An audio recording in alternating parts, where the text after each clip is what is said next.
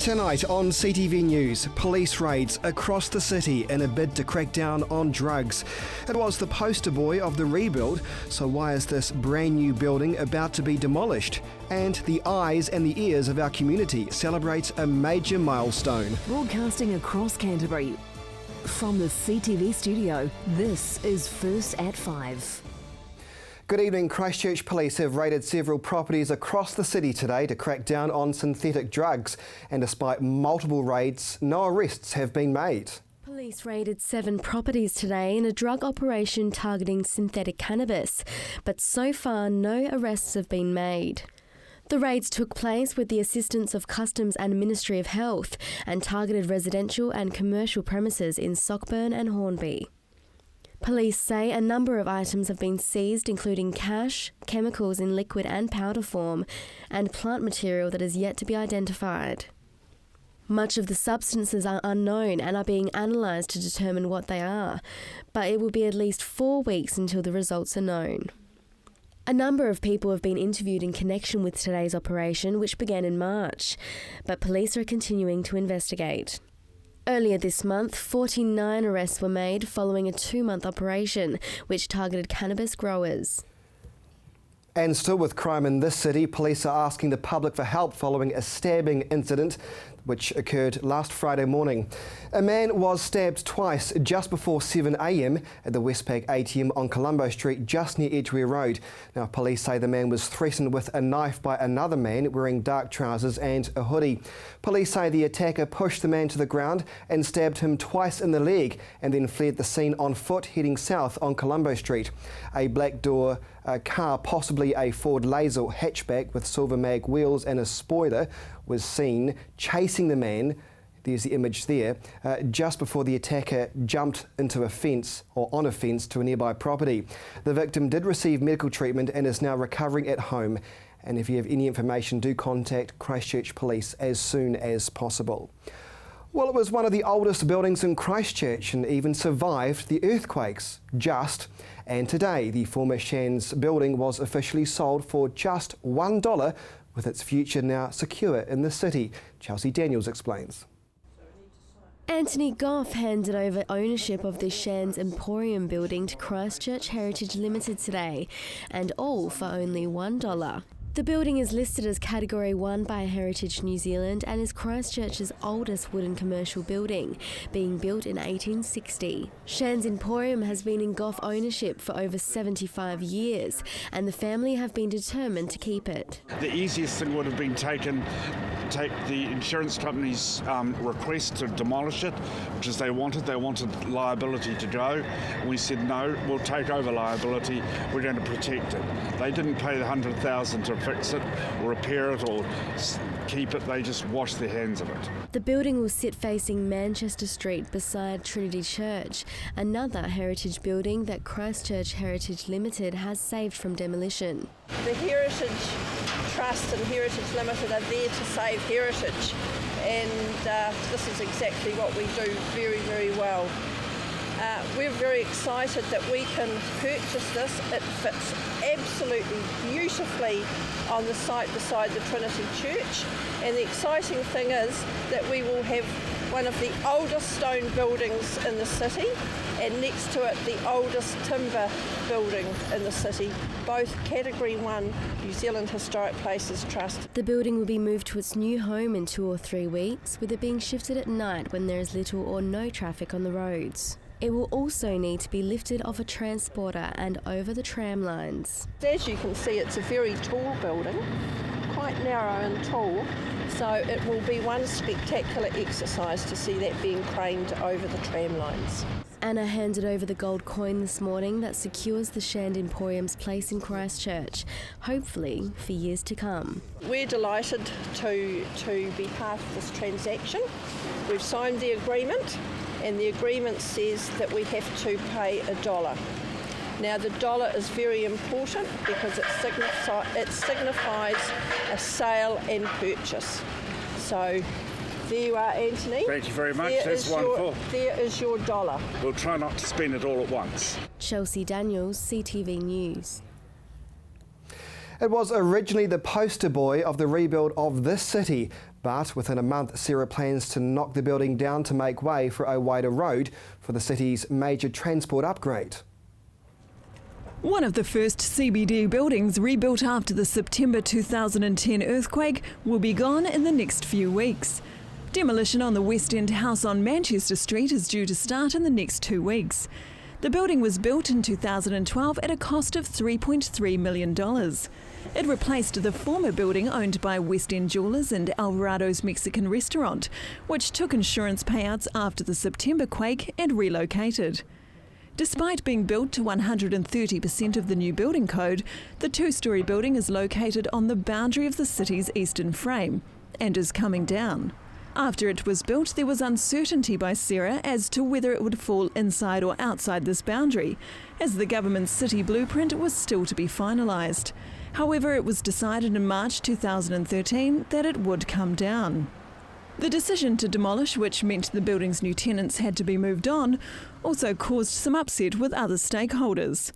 Many were frustrated by the uncertainty of Sarah and the CCDU's decision, especially as the building was allowed to be built in the first place and was somewhat symbolic of the CBD rebuild. But demolished it will be, and the building will start to fall in the next 2 weeks to widen Manchester Street by 9 metres. It will take about 4 weeks to demolish. The road widening will also cater for more pedestrians, a priority bus route, and the Eastern Frame's tree-lined Boundary Boulevard. You're watching CTV News, streaming live at ctv.co.nz. And still to come, a major milestone for Community Watch and a growing problem of elder abuse.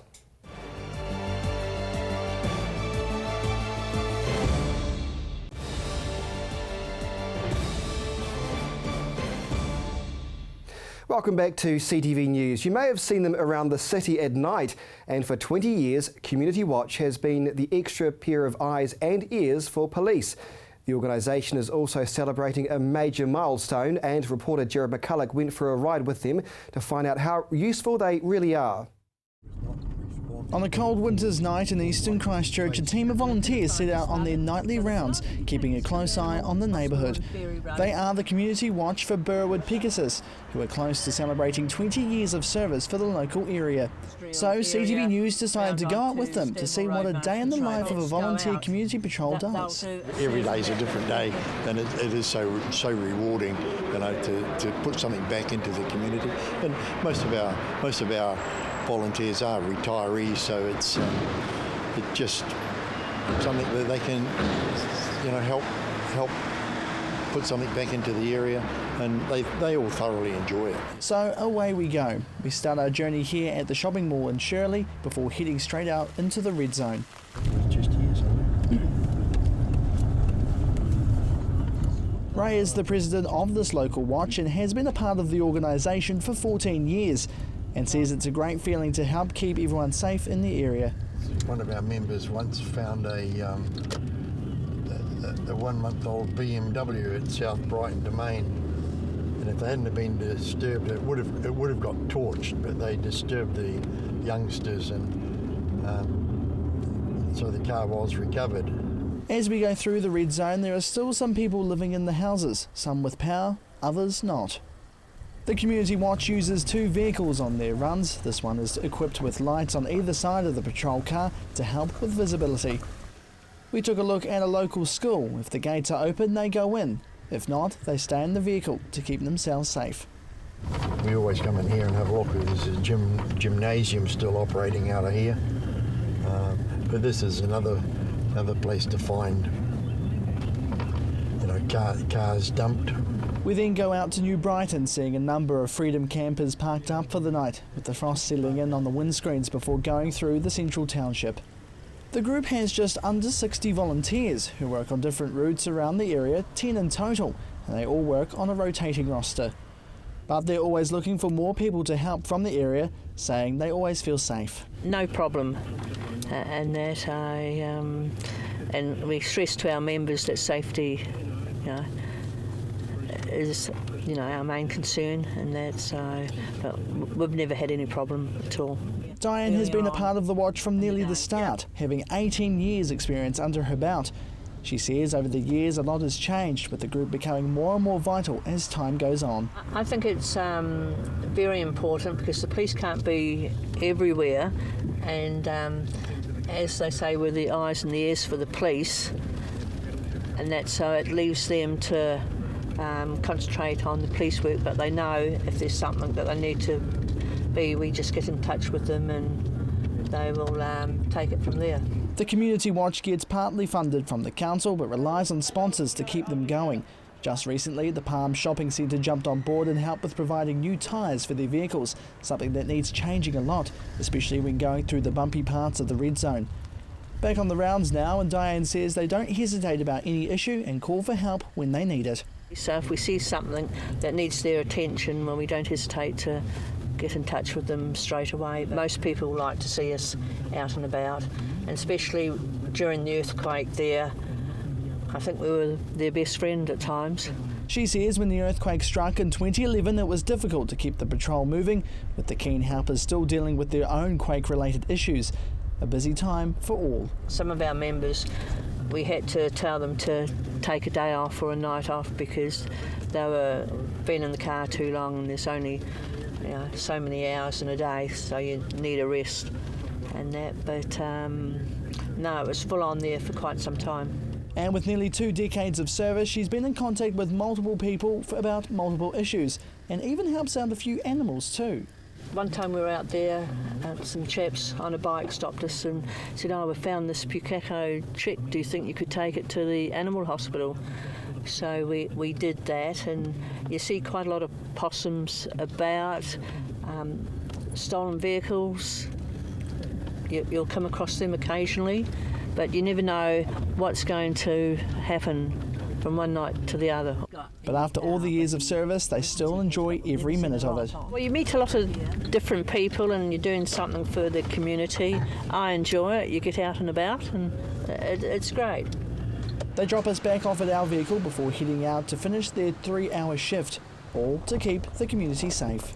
Jared McCulloch, CTV News. And we congratulate each and every one of them for doing a wonderful job. Well, there's concern elder abuse is on the rise, and some community groups say they're frustrated at being simply powerless to prevent it. Age Concern says the best option is education. Elderly abuse, both physical and psychological, is a growing concern in New Zealand and in the Canterbury region as well. This week marks World Elder Abuse Awareness, and the Chief Executive of Age Concern here in Christchurch says it's designed to get the message across to stop a number of growing issues for older New Zealanders. So it's about raising the profile of what is a really nasty side of life for a lot of older people, and that is elder abuse. Age Concern works closely with the elderly community, offering advice and works to identify trouble with abuse, a major chunk of it coming from family.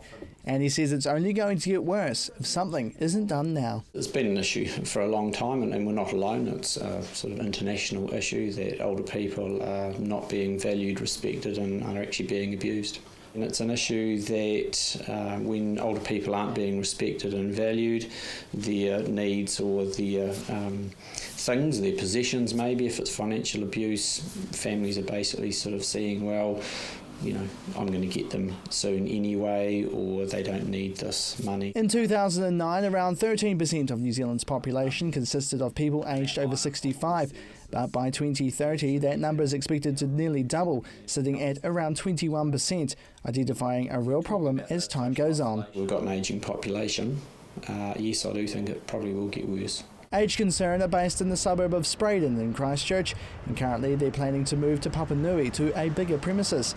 Since the earthquakes, this not-for-profit organisation's staff numbers have increased from 13 to 18, and he believes that will nearly double in 10 years' time as the older population grows. However, he says they're here to help, and it's a difficult topic for family members to talk about and to find a solution. Given that 75% of it are family members, 50% are likely to be adult children, and so managing that and helping to protect that relationship, which is quite often what the older person wants, and that's quite often why we know the numbers that we see really are the tip of the iceberg, because a lot of older people won't come forward and tell anyone that they're being abused, because it is their son or daughter that's doing it. Their main focus is to get the message out to the community, to identify any problems and for residents to come forward if they need help, so they can support them. Age Concerns around New Zealand have a national contract to work with elder abuse clients and cases, and so people can phone in and get guidance or support from our staff, or they can actually get our staff to come out and help them, walk alongside them to work through the issues that they're facing. Age Concern hopes change will happen within Canterbury to improve and cherish the life they have left to enjoy. Jared McCulloch, CTV News. The winter season is well underway, can't you feel it? And that means great news, at least for some local tourism operators in the Alpine region. Chelsea Daniels reports. Mackenzie is entering its busiest season of the year, but will it be able to accommodate everyone? The question is sparked from reports of Owakuni in the North Island mobilising more than 300 camper vans to help meet accommodation shortfalls this winter. But Annabelle Bray, Mackenzie District Marketing Coordinator, doesn't seem to think the idea would work in our neck of the woods. We're probably a lot better situated with a broad range of accommodation options within an hour of each ski field. Would appeal to certain markets, obviously, but I think for families and groups it could be a little bit of a challenge with the camper vans, because obviously if you're skiing every day you need sort of some drying areas and storage, extra storage for their gear and that sort of thing. So camper vans could be a little bit of a challenge, so I'll be interested to see how it goes. The region has more than 5,000 accommodation beds, which Annabelle is sure will suffice even through the growing demand of tourists. The school holidays are obviously when we have the pressure points throughout the winter season, because there's a lot of domestic and international markets that come through for ski in the school holidays. But as far as the available beds, it's only 2 weeks of the season, so it's still looking really good. While the rest of us can't see many benefits of waking up in the cold, the ski resorts do, with the natural snowfall a nice change from man-made snow. The natural snowfall has been great, and we're just hoping that we're going to have a lot more natural snow. Last year we did struggle with the natural snow. It was mainly all man-made. So we're hoping to have a lot more of the open trails open this year. We're really positive that it's going to be a great season. So what should we be looking out for? Currently we have over about 100 rooms in development, which will be opening first quarter next year, 2016. So that will release a lot of the pressure points for next season's winter. Chelsea Daniels, CTV News. And still to come here on CTV News, a Canterburyan takes racing to an all-new level and the all-important regional weather forecast.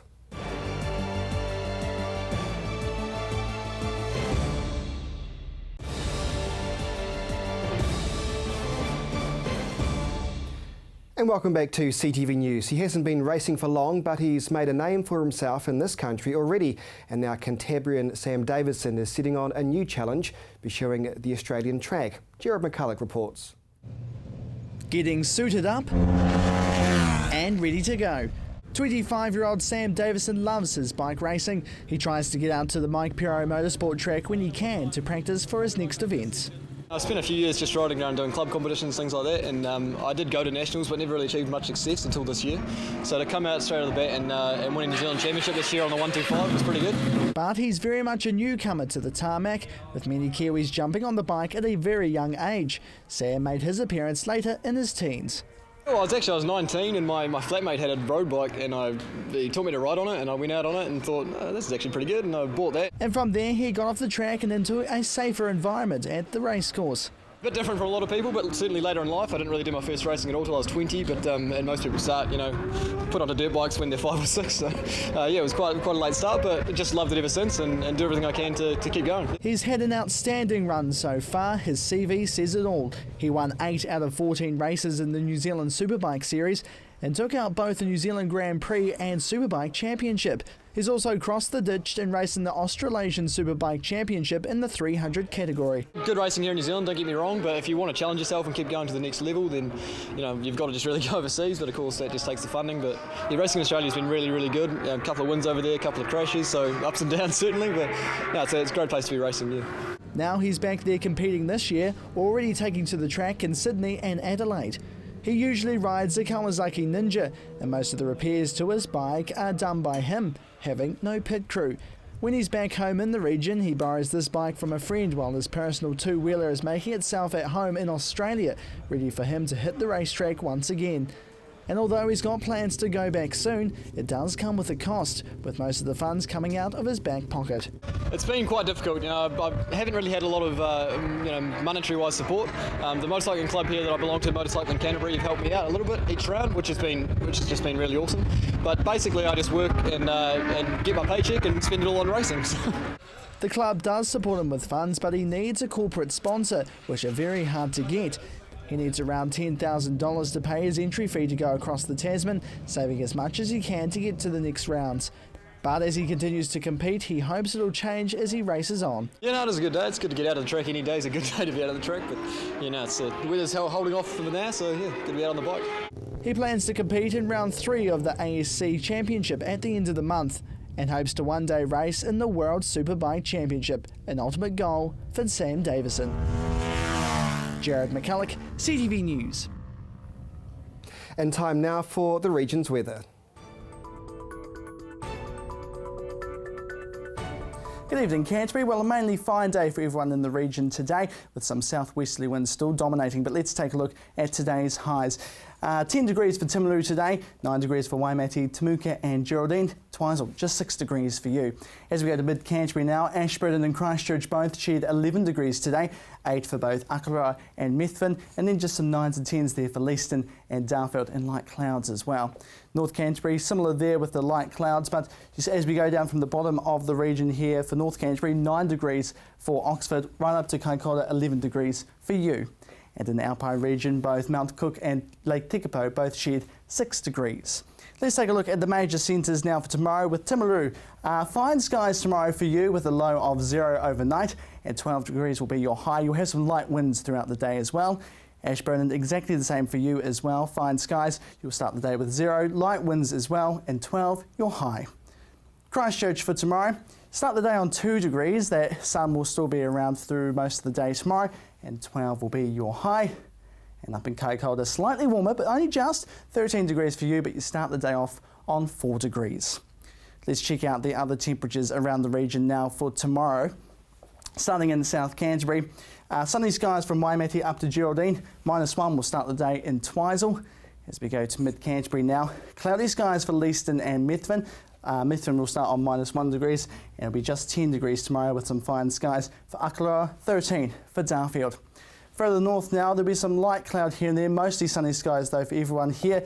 0 will start the day in Oxford, but also -1 for Culverden, and 13 degrees will be the high there in Cheviot. Those southwesterly winds will only be in Mount Cook tomorrow, everyone else just some light winds here and there. The upcoming days now for the major centres, some showery skies for Timaru and Christchurch. Those southerly winds will still be around in Timaru, everywhere else northerly winds 15 for Kaikoura. As we flip over to Friday now, those sunny skies will be with Kaikoura with northwesterly winds in 14, everywhere else some cloudy skies here and there, and in the early teens. For the other areas now, a quick summary for you here. Some showery skies in South Canterbury with some southerly winds. As we go further up, some rain in the Alpine region and sunny and cloudy skies here with northerly winds. As we flip over to Friday now, that rain will start to disappear in South Canterbury with just some cloudy skies and northerly winds. A wee twinkle of snow there in the Alpine region, and then some sunny skies all the way up the region with some northwesterly winds. So not too bad a couple of days ahead. It will still be cold, so make sure we wrap up warm. But for now, that is your weather for today.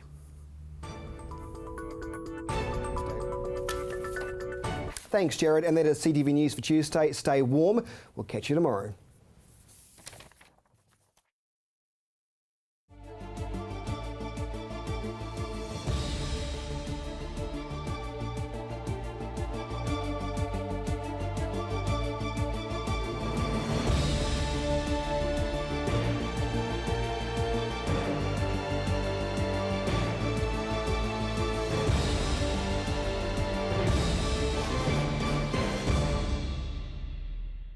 Supporting local content so you can see more of New Zealand on air.